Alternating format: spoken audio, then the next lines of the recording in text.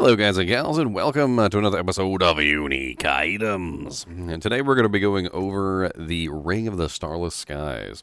Very interesting piece of kit that I recently picked up thanks to the double drop rate for Christmas for the Uber Duriel fights. If you're trying to get your hands on one of these, there's pretty much no other options than the Uber Duriel, so just gotta farm Uber Duriel until your eyes bleed. But hey, I got two of them yesterday, so the double drop rates are working pretty good. To the point where I got double. So, Ring of the Starless Skies is a very powerful unique, and let's go ahead and upgrade it real quick. Hopefully I've got enough Forgotten Souls. I haven't been running HellTides in a while. Well, you know, because, well, I just haven't been online. The Forgotten Soul issue has been pretty nasty. Oh, sorry, Mr. Dusty Bones. Mr. Dusty Bones. All right. Oh, yeah, we can give it a socket, too. Now, this particular ring is very well crafted, and it's one of the things... Look, I don't have enough to upgrade it. Look at me. Because I'm terrible. I'm terrible. You know what? Let's go to the character that does have the upgraded... Let's check the Barbardin.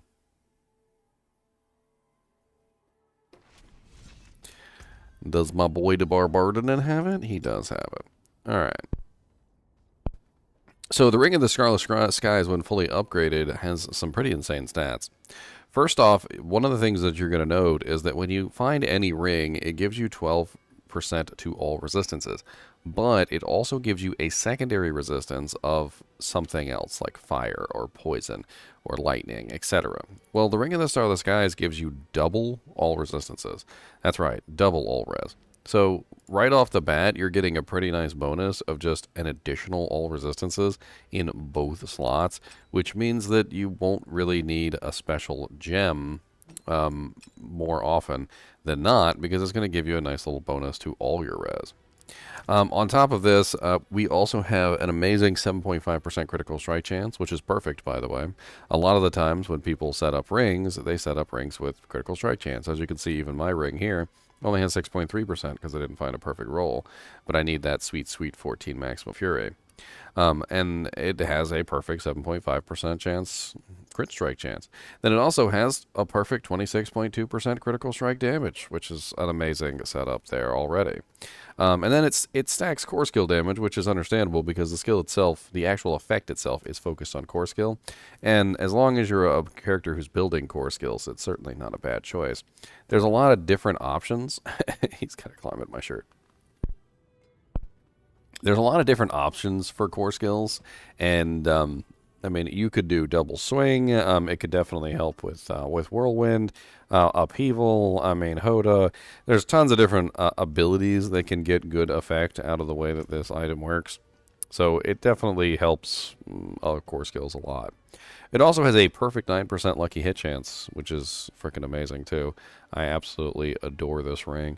I mean, obviously, if you were going to focus specifically on a build, like for instance, like with me, I want maximum fury, so it is unfortunate that it doesn't have any maximum fury on it. But other than the fact that it's missing maximum resource, it's a pretty well crafted and nearly perfect ring. Now, there are certain builds, like for instance, on the Barbarian, one of the things that you want to stack is Berserking damage, because Blood Rage scales with Berserking damage. Close damage is for the Thunderstruck ability, and so forth and so on. So it is unfortunately missing the special additive that you would need for each individual class to enable you to scale that multiplier. But I think the Ring of the Starless Skies was created before those multipliers were added. So it's not really something that existed when it was created, unfortunately. The special effect on this is that casting a core skill reduces the resource cost of your core skills by up to 12%, by 12% up to a maximum of 40%.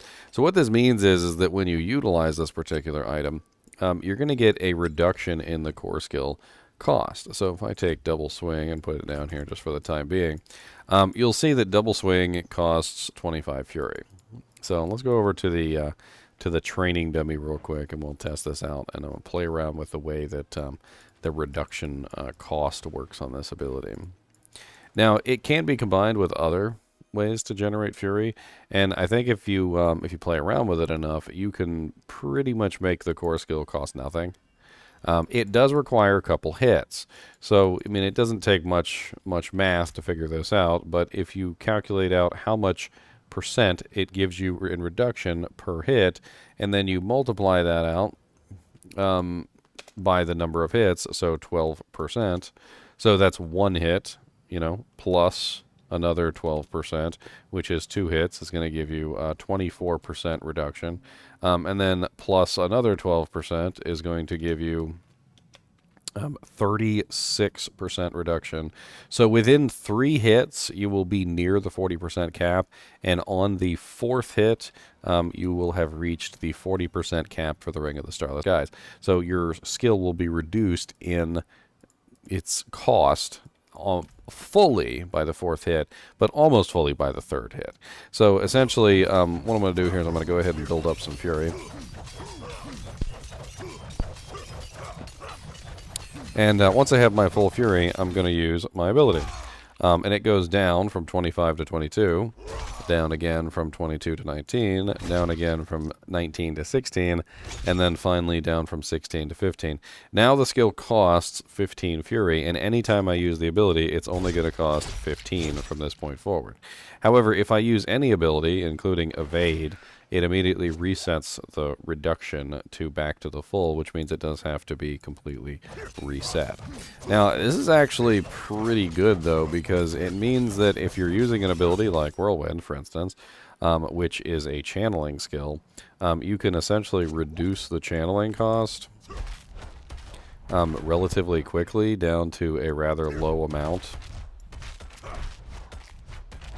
Let's see, we got 16 per second. And it actually is feasible to completely maintain your Whirlwind and then never stop pressing the button with Ring of the Starless Sky.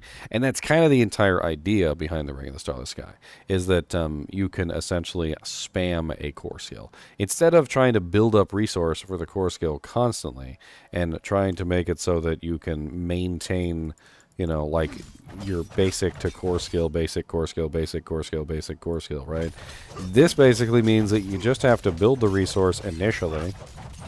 And once you have the resource built initially, you might utilize other items like Ring of the Umbral or Loop of Echoing Fury or whatever. There's a couple other items you could throw in there, but you should be able to maintain your Fury or your resource indefinitely with the Ring of the Starless Skies. Now, I do feel like they should maybe remove some of the obstacles from Ring of the Starless Sky. Like, I don't think that evade specifically should cause it to reset, and I don't really think that maybe even using a defensive skill. I feel like defensive skills should probably be restricted from that as well. It just seems like it's a little too restrictive in that you can't use anything else because, well, obviously we all have 1, 2, 3, 4, 5, 6 skills on our bar, and only one of those constitutes a core skill. So it doesn't really make a whole lot of sense to set up a character that only uses one skill. I mean, you could potentially set up a character that only uses double swing or only uses whirlwind or whatever it is that you're looking at. And if you did it correctly, you could essentially have an infinite use scenario for that ability. And that's one of the things that I plan on doing, is I want to go through the process of doing a little experimenting and seeing if I can create a character around the Ring of the Starless Skies. Well, ooh, sorry, still recovering a little bit from my sickness.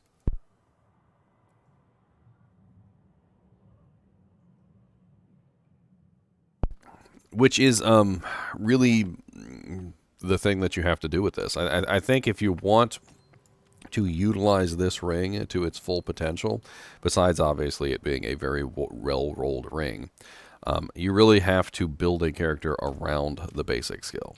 Or sorry, your core skill. Once you've built your character around the core skill, then you can, just fire away. The only real downside to it is that you still have to generate that initial burst of resource to fill it, unless you can somehow generate resource from, say, double swing or something like that.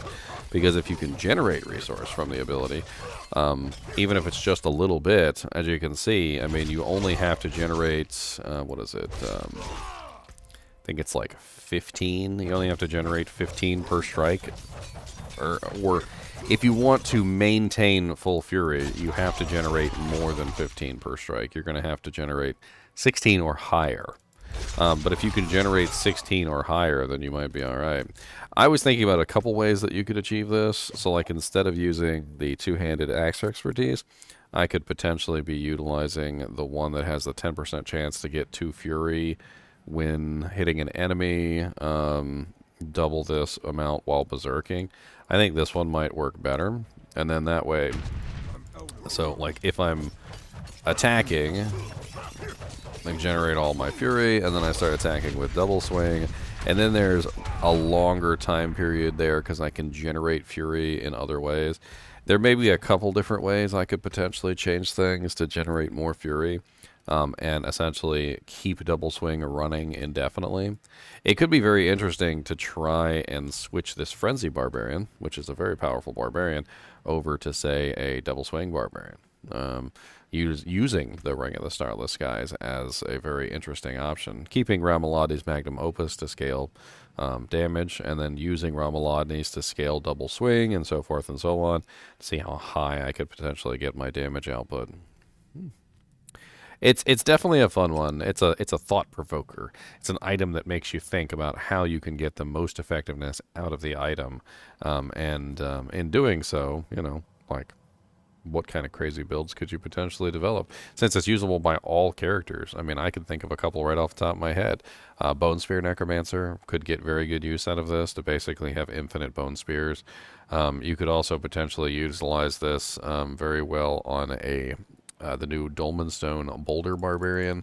So if you are been playing around with the Dolmenstone Barbarian, well, you can get the aspect, which converts Boulder into a core skill, and then once you convert the Boulder into a core skill, you can just spam it. And it's definitely going to make it a hell of a lot easier to spam if you have a 40% reduction in the cost of the spirit cost of the Dolmenstone, or the boulders. Another very interesting one could be, say, Twisting Blades, just so it's basically free. You could also utilize this on Penetrating Shot. Penetrating Shot seems like a very good choice. It's a very lucky hit-esque build, and I've been playing around with it on my Rogue, and it seems extremely powerful on the Rogue, by the way. There's also the Sorceress. I was playing around with the Sorceress, and I just for briefly, I've tried it on Frozen Orb, and man, you can pretty much just spam cast it with Frozen Orb. Let me go ahead and show you this real quick, and let's switch over to my Sorceress real quick. And we're going to do a little spam casting, because why not?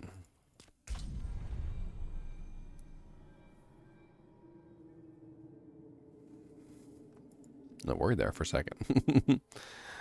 Mr. Dusty, why are you keep going in my shirt and coming right back out? Is it too hot? How about that? I'll blow on your ear. He said, don't do that. That's not nice. Alright, let's go over to Kill Mission.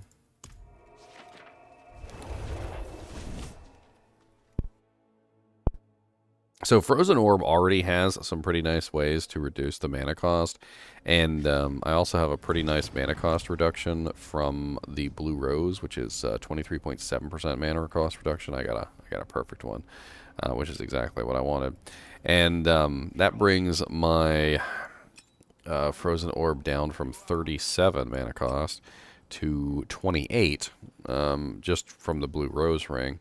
And then once you utilize some of the other spells that you have at your disposal, you can reduce the mana cost even further. For instance, one of the things I do is I use Blizzard, and while I have a Blizzard active, I get a 20% damage reduction, or less mana cost reduction on core skills. So it doesn't matter as long as I have a Blizzard active. And let's go ahead and put multiple training dummies.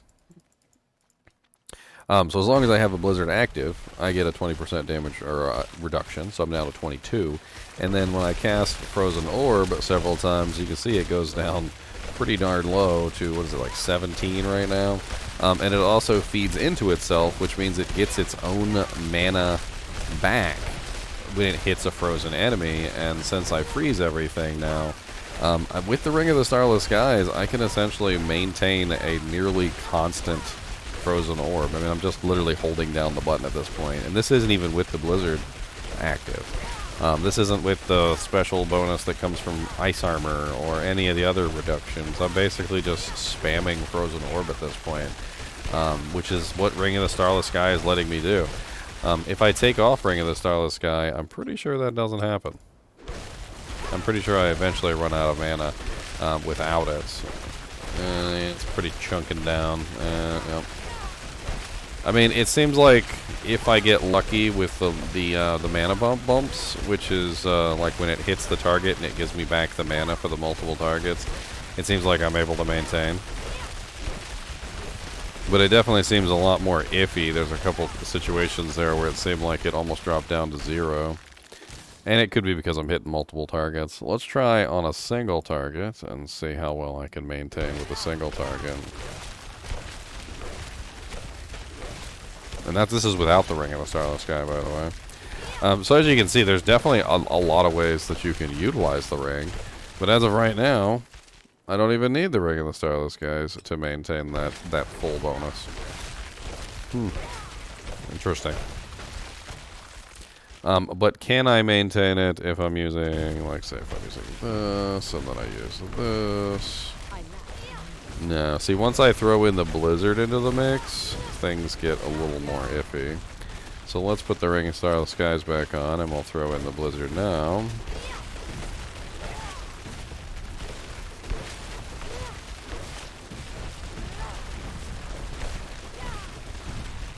Yeah, it's a lot easier to maintain the Blizzard and the Frozen Orb at the same time with the Ring of the Starless Skies. Even though it's resetting itself, it's still giving me a 12% damage reduction. Let's try it with multiple dummies. Oh yeah. Well, with multiple dummies, I can pretty much just spam all day and never use a basic skill again. That's beautiful. And I can cast Blizzard over and over and over again.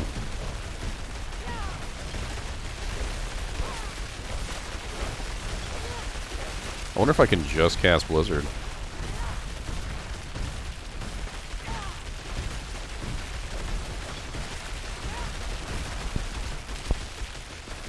So there's an interesting thing going on here with this character, which is I'm using the Frozen Orb enchantment, which basically gives it whenever I cast it on basic skill, I have a 36% chance to launch a Frozen Orb at an enemy. And I'm pretty sure that I'm actually getting the mana cost reduction. Yeah, I think I'm getting the mana cost reduction from the Ring of the Starless Skies, even though it's only to 12%. Because of the free Frozen Orbs. And then I'm also getting I think it's the double coming from the Frozen Orbit one. This character can pretty much just maintain mana forever with the Ring of the Starless Skies, though. There's a couple times on this character where I really feel like I have to spam my basic skill.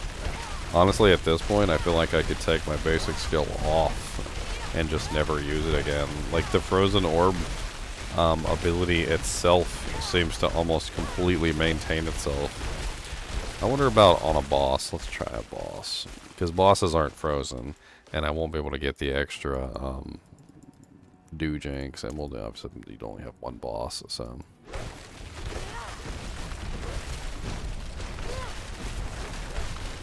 So you can see in this scenario, it's a little more interesting. It looks like I can still maintain against the boss if I throw in, say, Ice Armor into the mix. Yes.